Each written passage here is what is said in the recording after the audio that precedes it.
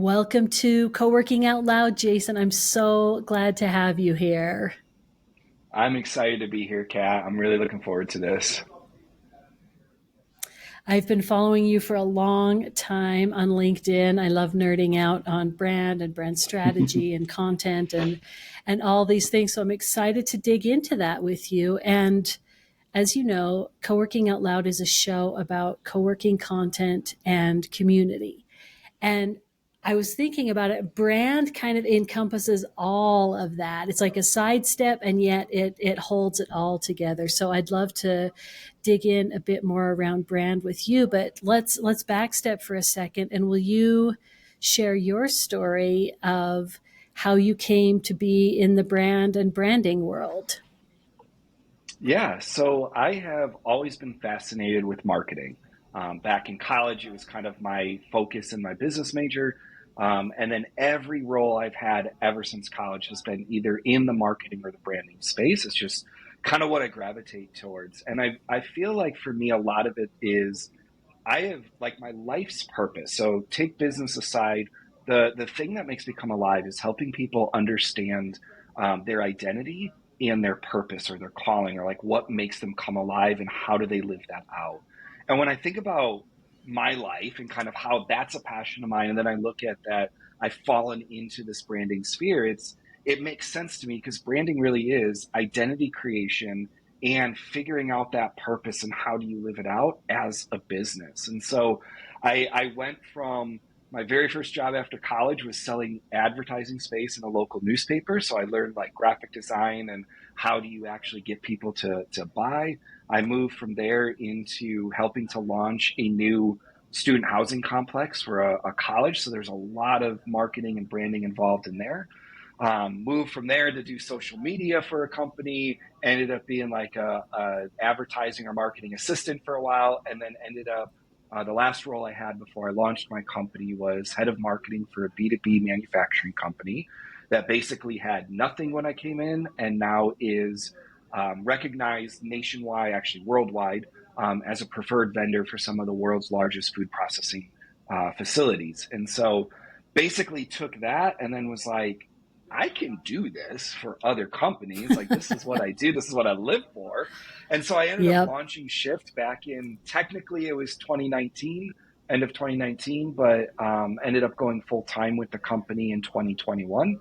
And really since then, I've been working with companies, all like companies and nonprofits across multiple industries, really helping them nail down their brand strategy, their content strategy, and really how do they become the only choice for their ideal customers. So it's you're going to find out on this podcast. I don't shut up about this. So there's going to be multiple times you're going to be like, shut up, Jason, time is done. No, Because it's just something I'm this so is my passionate about. favorite. This is my favorite, and I could nerd out on brand for hours, for days. And you're Yes. really singing my song because like the purpose piece behind brand, like there's so much more. And it's Mm, a lot of soul searching. It's a lot of like who what kind of impact do I want to have in the world? Who am I? What do I care about? If I'm going to spend the time to build a business, whether co-working or whatever, what is that important that I want to say that and bring that into the world? It's like brand is there's a lot of depth there. yes. And what frustrates me, I see this a lot on LinkedIn. Well, two things I see a lot. I see a lot on LinkedIn, but two things that relate to this is one, people look at brand and they either think it's logos, fonts, colors, design. Like I've seen influencers be like, I got a new brand, and it's just they have a new logo and their website changed Right. colors. And I'm like, that's Yep. not a brand. That's a Yep. design. It's a component of branding. Like it's the tip of the iceberg of what brand is. Or they think brand is like, well, I'm just going to be myself, and that magically turns into a brand. And I'm like, Mm.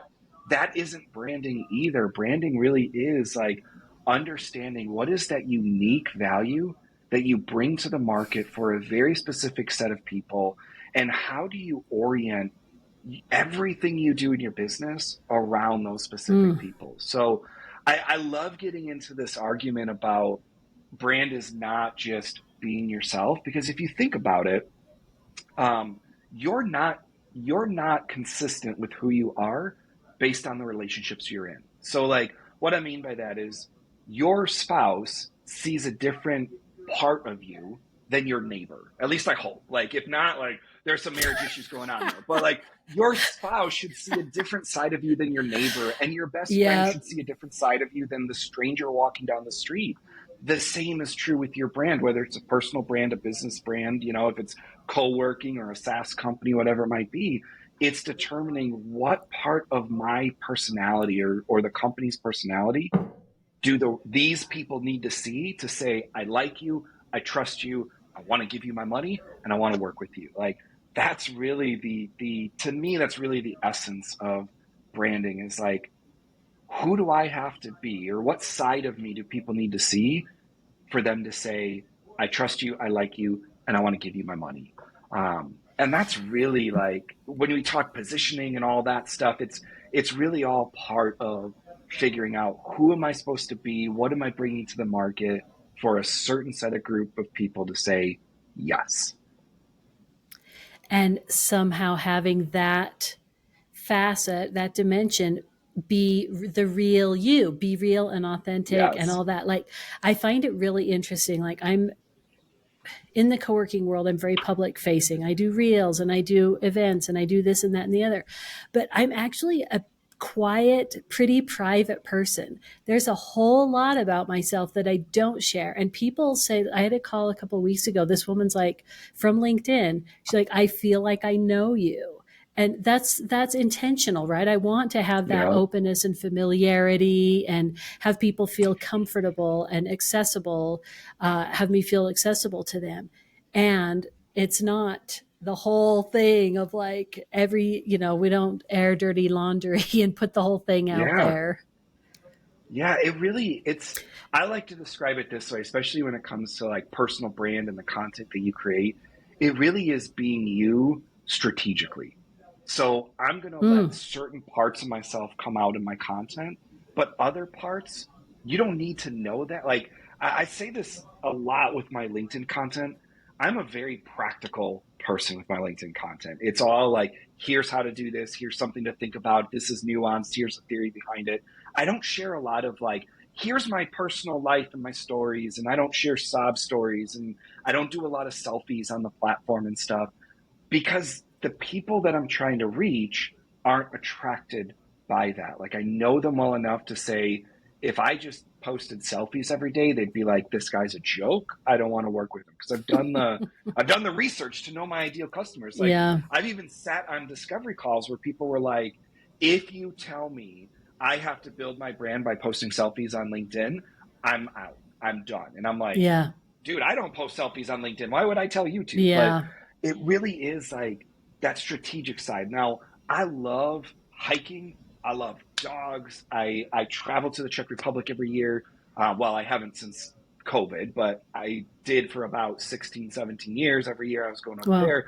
I have a lot of passions, but I'm very particular and very strategic by what I share on LinkedIn, because the goal of my LinkedIn content is not, I'm looking for more friends. That happens as you get involved on a platform and you create content. People are going to like you. They're going to invite you on podcasts. They're going to want to talk to you, get to know you, all that kind of stuff happens. But my goal with LinkedIn is not, I don't have enough friends. I need friends. So I'm going to share everything about me that I would with my friends. My goal is, I'm trying to attract business to my business. I want clients. And so it's asking myself, what do they need to see from me in order to say, I trust you? And to your point, it's not like, I said this in a post about a month ago, authenticity is like the threshold. It's the starting point. It's not the end all be all of brand building. It's mm, not like, if you just be authentic, you have a brand. It's the no duh. Like, you're not going to yeah. be able to build a brand long term pretending to be someone, or your business be something that it's not, because eventually you will take on clients and they're going to see under the hood and they're going to be like, well, you said this, but now you're doing this, and this makes no sense. Like, your processes are crap, your operations are crap, your deliverable is crap. Like, I don't care what you say on LinkedIn, this is crap. And you can't keep that facade up. Now, you might be able to trick people for a year or two, but eventually the whole thing falls apart as people start working with you. They see, in this case, like, let's use a co-working space as an example, since that's your audience. If I have on social media and we've built a brand on, like, we're the coolest co-working space and we've got all this awesome stuff, and you walk in and it feels like a school, your Oh brand, man. like, that might be the brand you're pretending to be someone. It's not authentic, and people walk in and they're like, what the crap is this? Like, that will destroy your Ooh. business. And so you can't pretend to be something you're not. Authenticity is I was on a podcast earlier and I said it this way. Authenticity is like the kindergarten level of branding. It's the very first step of branding. Good job. Hmm. That's not the end point. The end point is, what are you doing and who are you attracting and how are you providing value to them, really is the brand. And understanding that branding is, like, most people think it's marketing, it's everything. Like, it's when I walk into your space, what do I feel? What's the design of your co-working space? How difficult is it to rent a space from you? How difficult is it to bring in like clients of mine if I'm renting that space and do meetings with them? How hard is it to book a conference room or upgrade to a larger office, or like, where is it located, and is it congested and crowded and I feel horrible every time I try to get a space there because I can't even park? Like, all those kind of things are branding, and it's giving a Yep. perception or creating a gut feeling in people about your business. And so it really is, yes, being authentic, but understanding that that's just the starting point, not the ending point. Everything you just said for like the last 4 minutes, I'm like, yes, yes, Yeah. yes.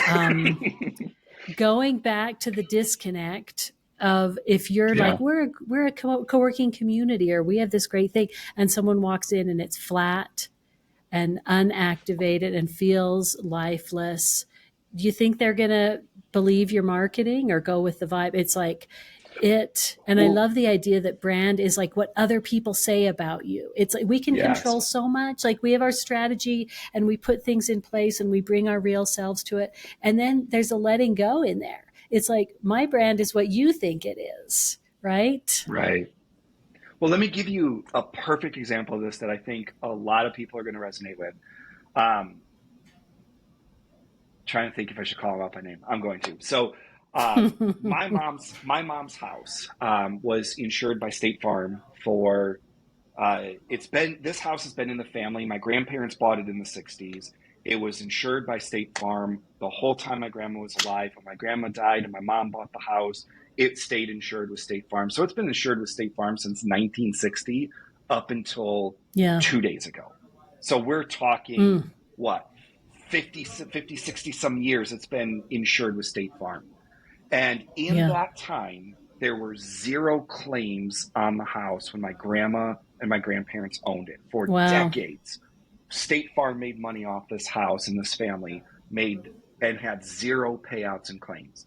In the last 3 years, or actually it was the last 6 years, my mom had to make three claims on the house. The roof got damaged, the siding got damaged, and the hot water heater broke and, like, flooded the basement. So she did three claims on the house. Now, State Farm, their brand, what they're trying to get people to believe is, like a good neighbor, State Farm is there. Mm.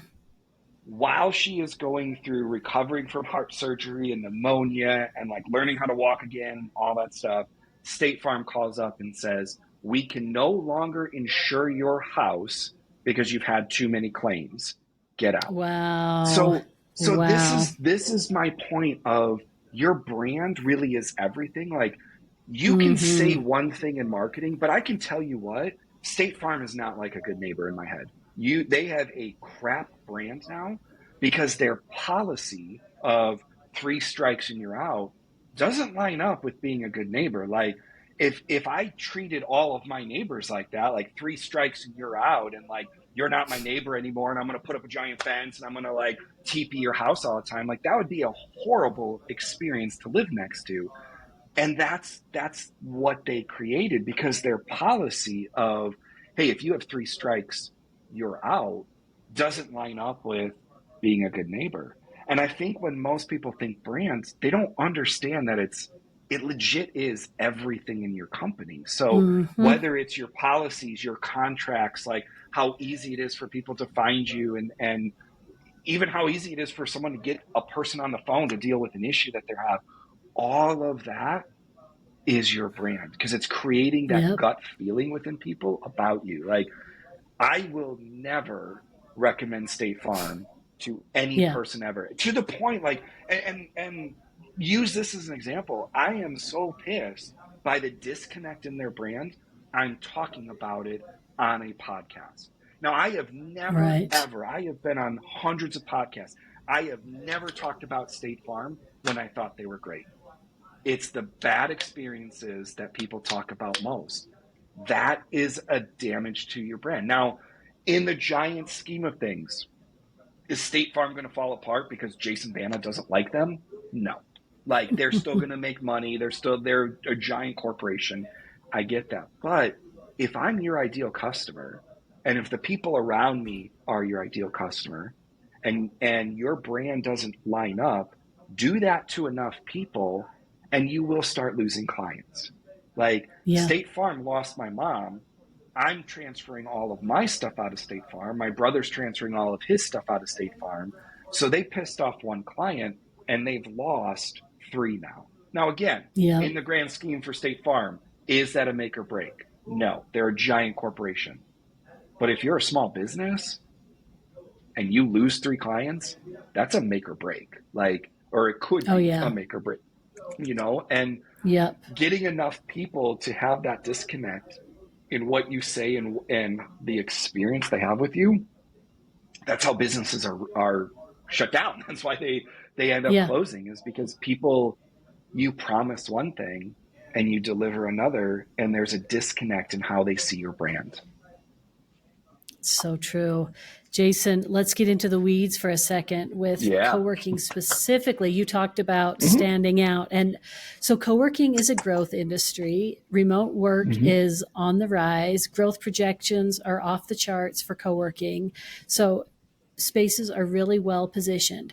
That being said, because it's a growth industry, lots and lots of players are coming in. So it used to be a big deal when a co-working space opened in town. Like 10 years ago, you'd get a press release, maybe the mayor would come and cut a ribbon, like it was a thing, right?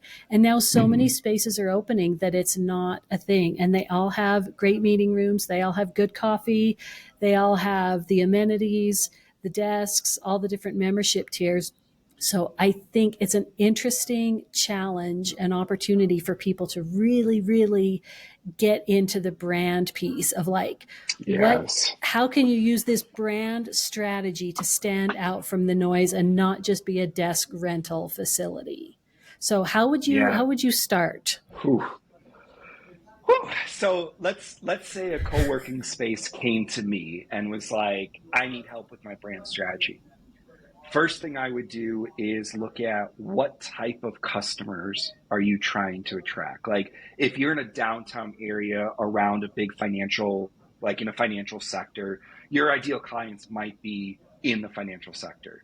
So that's going to dictate a different brand than if you're like out here in the suburbs and it might be, like, oh, I'm a internet blogger and I just don't want to work from home type thing. So it's really understanding your ideal customers, but then looking and asking that question of, what is that unique value that you want to bring, and understanding, like I'm doing some posts next week about this, so this is why this is top of mind. There is a play here where, and I don't know the industry well enough to say like someone go do this, but like maybe you try to position yourself not in the co-working space but in a different space. um and this might be getting too much into the weeds or too deep into brand strategy that most people are going to be like, what the hell is going on? So as I'm saying that, I'm like, I better skip that, because No, no, if no. you're not a This brander, it is an might be a little. interesting This is an Okay. interesting thread to pull because there are co-working spaces that provide childcare. So they're kind of in the parenting space. There are co-working Mm, spaces that cater to attorneys. So they're kind of over in this. There are spaces that cater to digital creatives and podcasters and things. So they're kind of like, I think you're ooh. onto something there. Yeah. So like, this isn't co-working, but let me give you an example. I read a story of a company over in the UK. They're a juice company, but they do shots. Like their product is shot size, not giant size. And so they are juice. It's 100% juice. It's supposed to be like, oh, it's super healthy for you and stuff. Right. If they decided to play in the juice category, it's going to be a very hard sell because I can go and get a giant like gallon of juice as opposed to a shot. Right. But A what they did is $5 they said, shot. yeah, but what they did is they said, we're not a juice company. We are juice. We're not going to play in the juice space. We're going to play in the energy drink space because we Mm. are a healthier option. You don't have all the sugar, you don't have all the caffeine, you don't have all the chemicals, but it still gives you energy. It's better for your body. So they position themselves in a category that most people would have looked at and said, why is a juice company trying to position themselves as an energy drink? But it works. And so looking at Yep. that, like, you know, let's say co-working space for creatives, like digital creatives, maybe instead of being a co-working space, you position yourself in the like studio space. You are a studio that does co-working. And so you've got studio sessions set up where people can come in, use them whenever they want, but they also have like a desk area where they can work and do their own editing and stuff like that. Now you're not a co-working space and you don't have to compete with other co-working spaces. You're a like a studio that offers something completely different than any studio in that category creates. That's kind of one way of thinking like outside the normal category that you Yep. sit in. Um, and so that I think that's one way to kind of look at it. The other way would be, you know, truly understanding your ideal customers. And I think this is to the point of being in a different category, understanding those ideal customers and saying, how can we serve them in a way that other co-working spaces can't? And Yep. this is legit scary for most owners to do because if you decide my co-working space is going to be, you know, for parents or my co-working space is going to be for digital creatives and I'm going to have like studios in there, you're not going to get the lawyers. You're not going to get the Right. attorneys. You're not going to get the accountants. You're not going to get the well, you might get the branding agencies because having a studio accessible would be super sweet for me. But like, you're not going to necessarily get the blogger. You're not going to get, Right. um, you know, that those kind of clients, which means you might have current clients that end up leaving while you're Mm. transitioning into this new space. And that's very scary for a business owner to be like, Yeah. that's revenue walking out the door and I'm not even Right. sure if people are going to really buy into this and they're going to rent from me when they could rent from someone else and maybe they already have a studio. Like there's a lot of those what ifs that run, but that's the essence of being a brand and not a commodity where you're competing on features that everyone else all has, like how comfortable can the chairs be, like, you know, Yeah. oh, ours is 1% more comfortable than theirs. Well, who cares? Now you're competing on price, which that's a Yep. losing game. And so the way Yep. to raise profits and the way to I like to say it this way, like if you can really do the branding well, you'll have a waiting list of people that are like, I want to work at that co-working space because it's designed for people like me. And Oh, having that waiting list, how much better does that feel as an owner when you're like, hey, if this person knocks out, I've got like 20 that are just begging me for a space. I might have to expand. I have to open another floor. Like I can do that. Or I've got a waiting list and like, okay, that person leaves, this person comes in. Like there's a lot more you can do when you've got that brand. And even down to like, all right, if you're gonna be a space for creatives, for like digital creators, your space needs to have like Instagrammable moments throughout the space. Now, if you're going after the financial traders, they don't give a crap about Yeah. Instagrammable spaces. They're not doing that. But if you're geared towards like, we are a co-working space for digital creators, you need to have like stations set up for Instagrammable moments. You need to have, which in some case, I think every business should kind of have that, because a lot of Yeah. people We're kind of are like, there.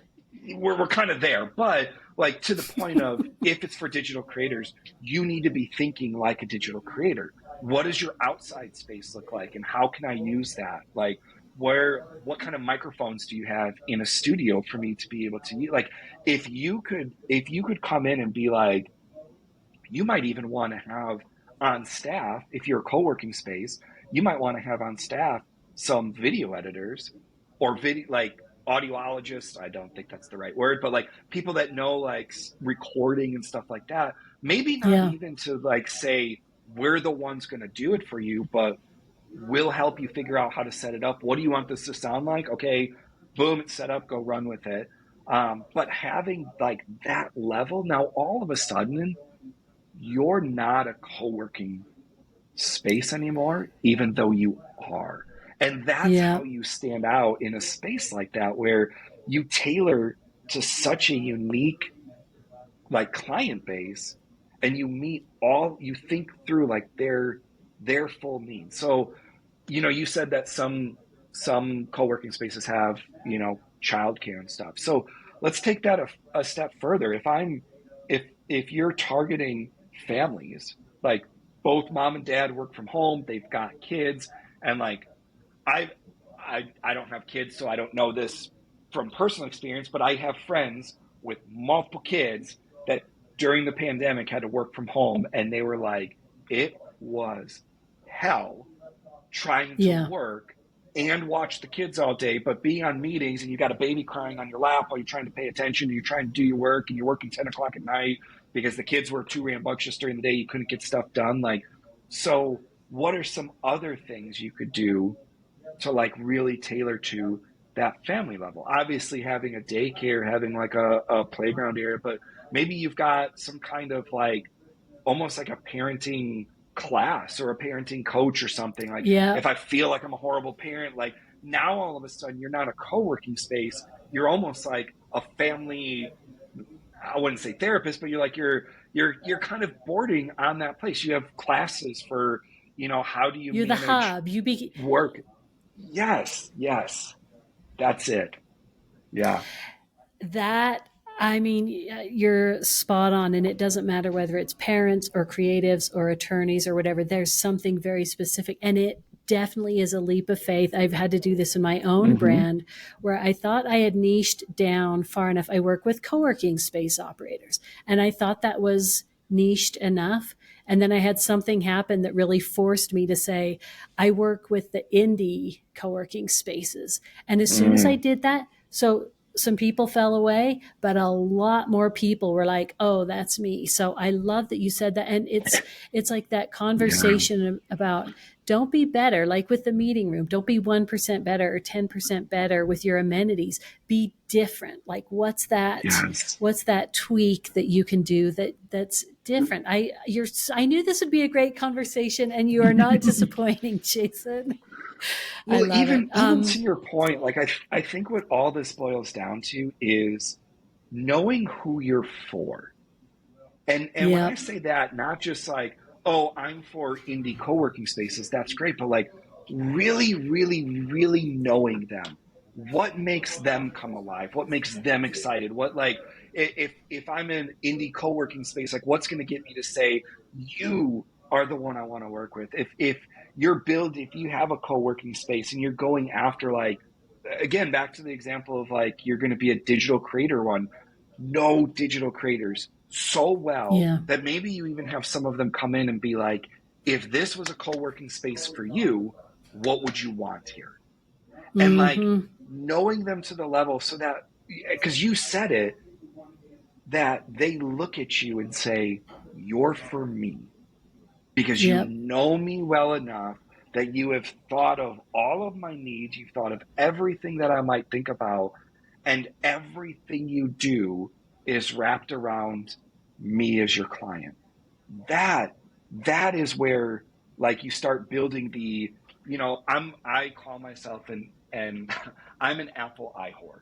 Like everything I own is Apple. I have the only thing I don't have yet are like their AirTags or the Vision thing because that sucker's way too Oh yeah. expensive right now. But Yeah. I you could and I say this a lot, like the iPhone is not the most technologically advanced phone on the market. There are things you can do on a Samsung that Apple just cannot do. But Samsung will never get my business because I just love this thing so much. And it is Mm. integrated into my life. And I eat, breathe, love Apple.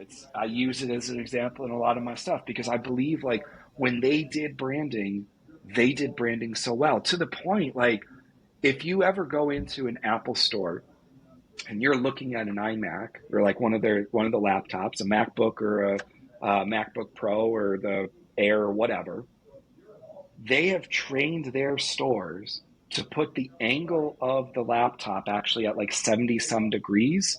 I forget which way it is, or it's 100. It's at a certain angle. So like if you want to look at the screen, you literally have to touch it and move the screen so you can see Oh, what's on the computer. interesting. They do that for a reason because if you feel a MacBook, it feels better than any other Yeah. laptop on the market because it's the Wow. aluminum feel. It's like it feels sturdy. It's not plastic. Like it's a tactile way to fall in love with the product.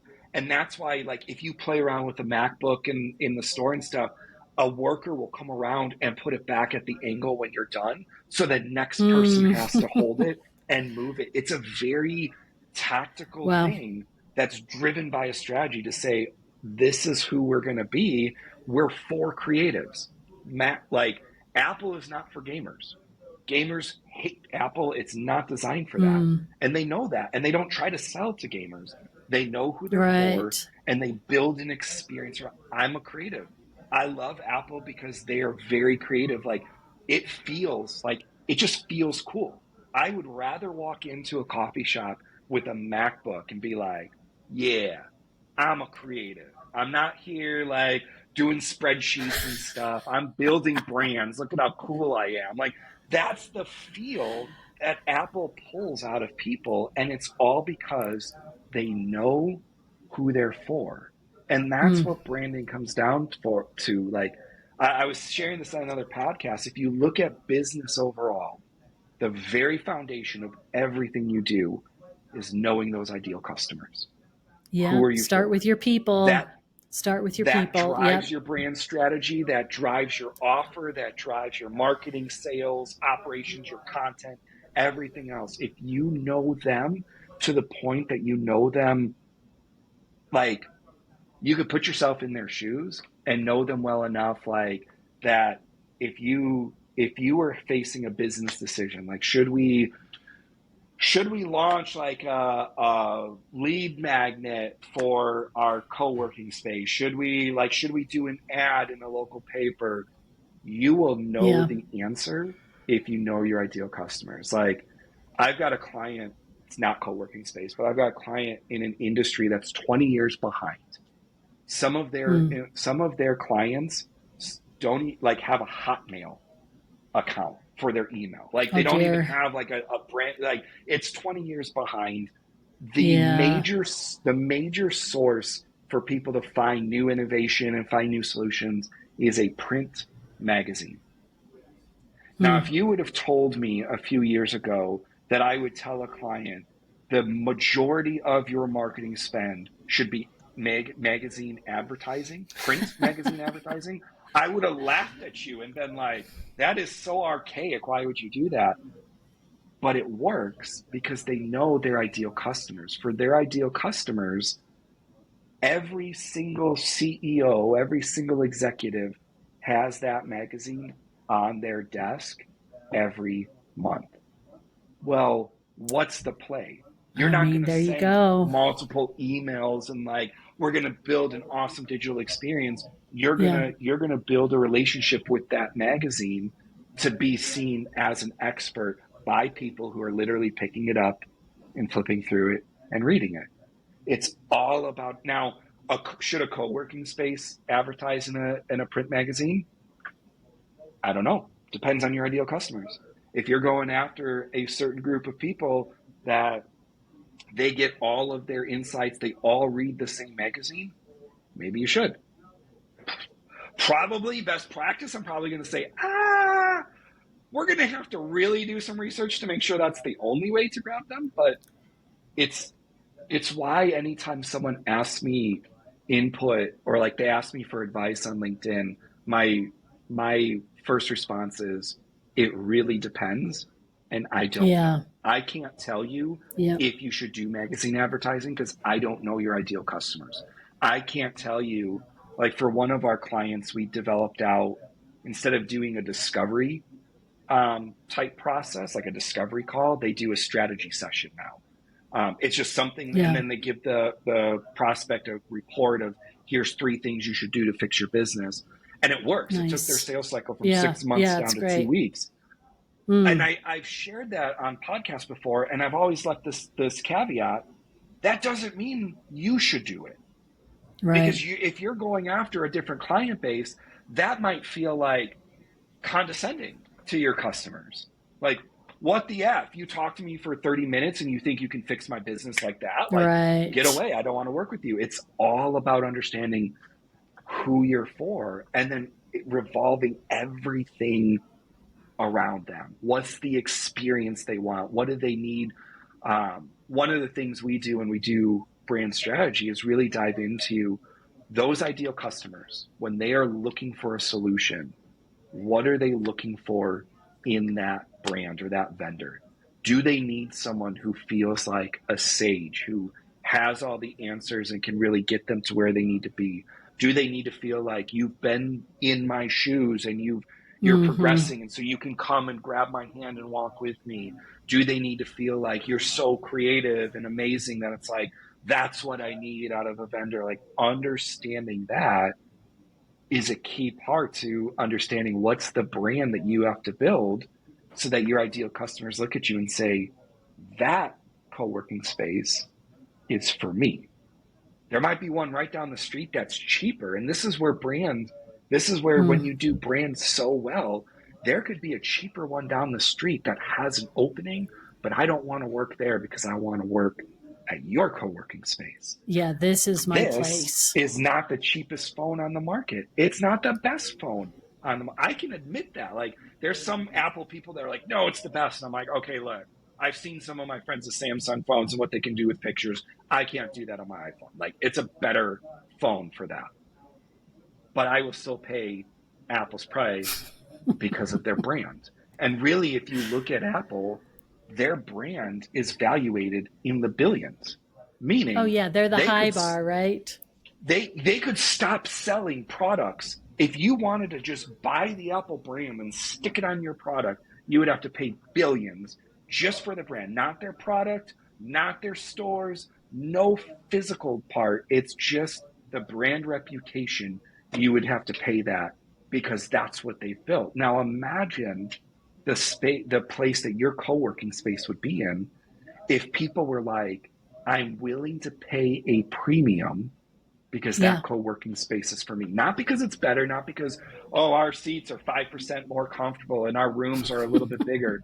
I don't care. Like, if your Yeah. room is 1 foot bigger, that's not a selling point.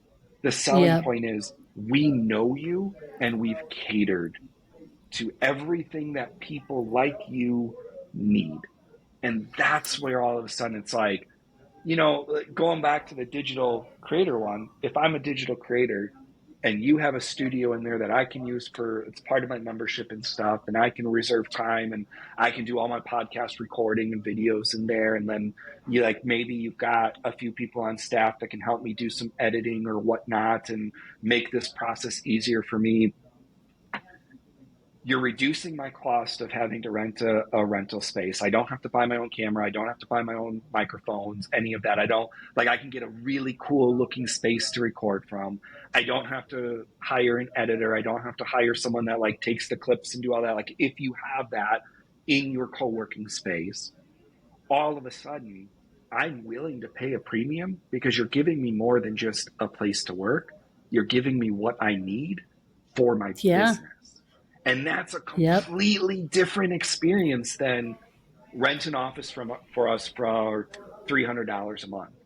Well, I'll pay $600 a month if I also get a built-in editor, a built-in studio, like, even go a step further with it. What if you even had like a content strategist on staff that could, like, Yeah. as you onboard, they can meet with you and set up like, okay, we're going to help you figure out like a content calendar, and here's a tool for you. Like, that little amenity that feels like, oh, well, why would I do that? That's an extra expense.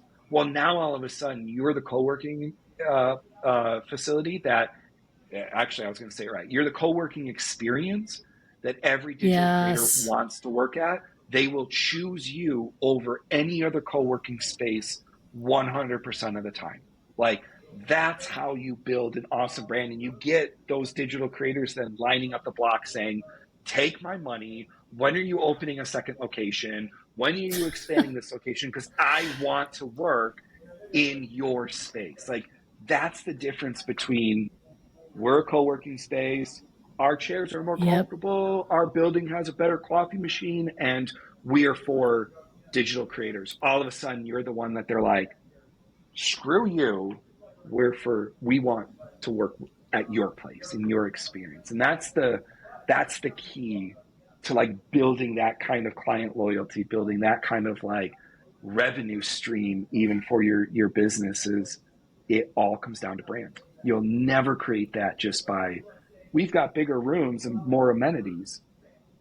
Now you're competing on amenities. The next one opens up with better amenities, I'm out of your place, Exactly. in theirs. But if you are the digital creators co-working space, that's hard to replicate, especially Yep. once you do it and you're doing it well.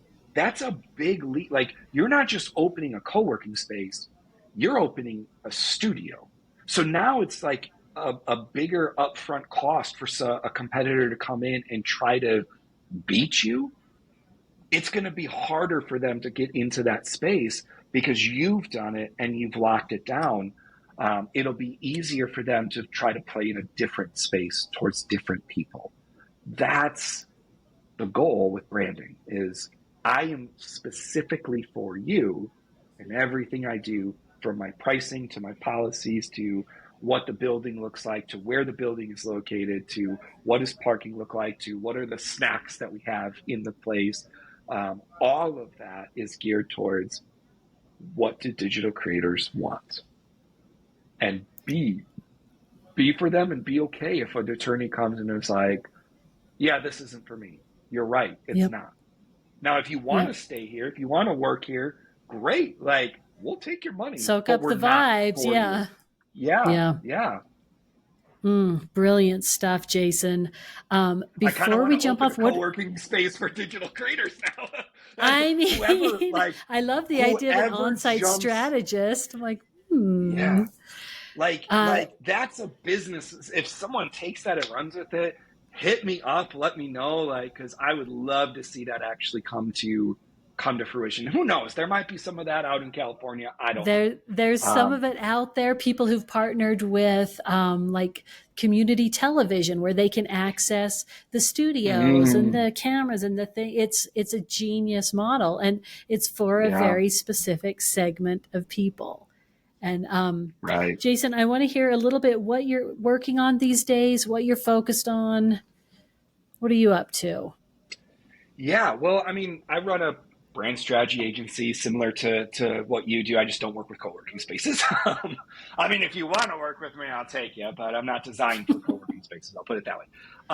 But really, what we're working on now, so we have more of a modular model to brand strategy, where we've got our core. We call it our MVB strategy. It's like, here's the very, if you don't do anything else, here's the very basic you need for getting a brand strategy. And then we like module it out. So if you want brand story, if you want us to help develop out touch points, we do all that. So that's kind of exciting. It's new this year. Yeah. I ended up taking 6 months, basically took 6 months off last year. Like, the business was on autopilot while I was dealing with my mom's health issues. So it's exciting for me because I'm like, I'm pivoting. This is awesome. I'm finally like doing what I wanted to do like early last year when I couldn't because of all that. So we're Mm. also working on um, I'm working on a digital product because I've got a lot of solopreneurs that circle around me because of the content I put out on LinkedIn. Mm-hmm. And most of our services are just not designed for solopreneurs. They're not priced for it. We work more with SMBs. And so it's not designed for solopreneurs, but they're always like circling. Make them Yeah. sound like vultures. Sometimes I feel like some of them are, Right. but I love solopreneurs. I was there myself when I started, and so part of the reason I started Shift was I wanted to help entrepreneurs build their dream business because I know that for a lot of entrepreneurs, they're really good at what they do.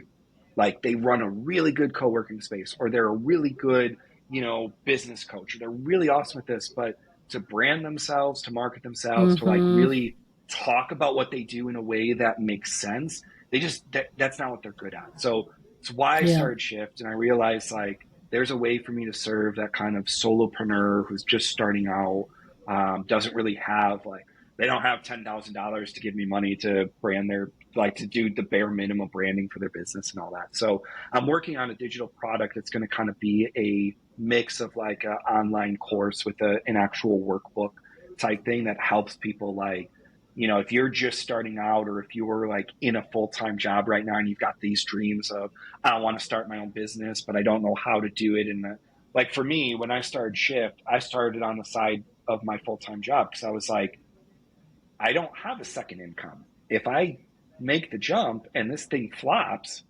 I don't pay my mortgage. Like, and Yeah. I'm a very pragmatic person. I was like, I want money in the bank. I want to cover 6 months worth of my expenses before I jump full time in case this thing all blows up and I stop making money. Right. I've got a leeway to do that. So I'm building out kind of a brand strategy workbook for people that are trying to make that step or are already in that solopreneur stage and they're like, I don't know how to generate leads. I don't know how to talk about myself. I don't like, I get a ton of, which is funny to me. I get a ton of LinkedIn ghostwriters that'll be like, how do I stand out more on LinkedIn? I'm like, isn't that like what you do? Like, aren't you a LinkedIn ghostwriter? Isn't that like part of what you're offering? Like, you should be helping people stand out. But like, there are probably thousands of LinkedIn ghostwriters, and they're like, we're all competing for the same people. And so they don't understand how do I brand myself and become a brand that people are like, you're for me. You're not, but you are Yep. for me. And so I'm building that Figure out. out, hoping to launch it by the end of the year, just really have something that teaches people how to do branding. And then the next stage of that will be launching my own kind of like branding school, so to speak, like not like a Hmm. normal college or whatever, but kind of like a certification course to say, hey, Wow. if you're a Nice. marketer or whatever and you want to learn brand strategy, there's not a lot of places that teach it all that well. Like I've gone through level C with Marty Newmeyer and all that, which is great, but it doesn't, it teaches you how to think better, but it's not like, Hmm. here's how to run a workshop. Mm-hmm. Here's how to get the insights from people. Here's how you should structure all of this to flow better. Like it doesn't teach any of that. I haven't seen any course that really teaches that. So it's going to kind of be how do you do brand strategy as an offer and build out that business model um, for those marketers that want to learn more about brand strategy and bring brand strategy to their workplace or launch their own business kind of thing. So that's probably a year or two down the road, but I'm a 10 years down the road type of guy. So I'm like already Yeah. sketching out I what that's love going to that look like and vision. everything. I love that Yeah. vision for you, Jason. And what's the best way for people who want to connect with you and learn more about what you're up to? What's the best place to Yeah. connect? The best place would be LinkedIn. I post there Mondays through Fridays every day at 7 a.m. Central. It's all about branding and content and how do you position your company. Everything we talked about today was at one point a LinkedIn post of mine. So all Yeah. that kind of stuff I give Right. out there. I also send out an email newsletter on Mondays. And that is like my LinkedIn content on steroids. So if you read my LinkedIn content, you're like, I want more examples. I want more how to's. I want more of this. That's the email newsletter. You can get that on our website at shift.agency. SHFT, no I because I was trying to be cool. Realized later that was a stupid Then mistake, you but have to say it every SHFT. time. I do. I was like, if it was just shift.agency, everyone would like type it in correctly. But I'm like, shft.agency is the website. We've got a ton of free resources on there to help you know your ideal customers, know your competitors, build your brand positioning, and the email newsletter, as well as I've got other podcasts I've been on are embedded on there. So if you're just on a branding kick and you just want to soak all that Mm-hmm. up, the Shift website has a ton of stuff for you to consume. Nice. Jason, it has been an absolute pleasure. I so appreciate I've you loved taking the it. time. We'll link to everything. And yeah, stay well, my friend. It's exciting to see you doing your thing. You too. Thank you for having me on. This has been so much fun.